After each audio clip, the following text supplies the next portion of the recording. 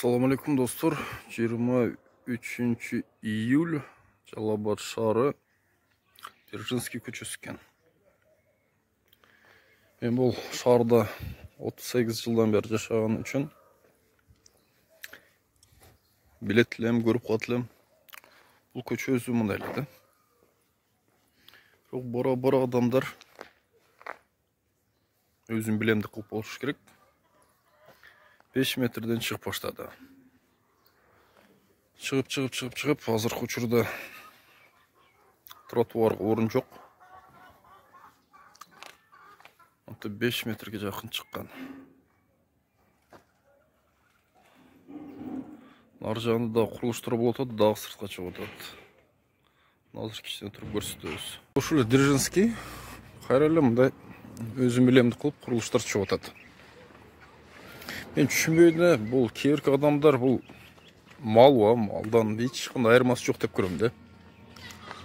Мал дагы түшүнбөйт, кайсы жерден жегенini, кайсы жерге мындай айтканда кой берерин жегенинче.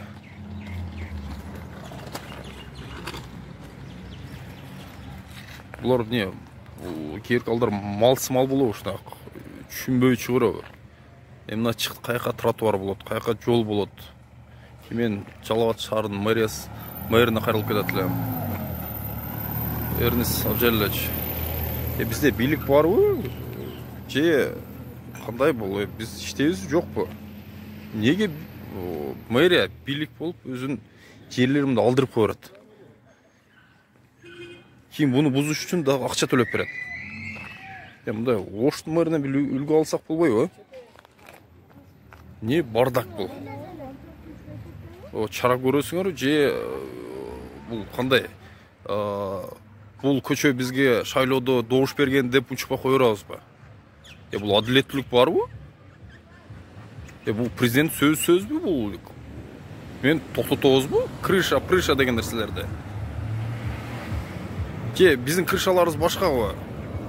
Кимге ишенебиз биз?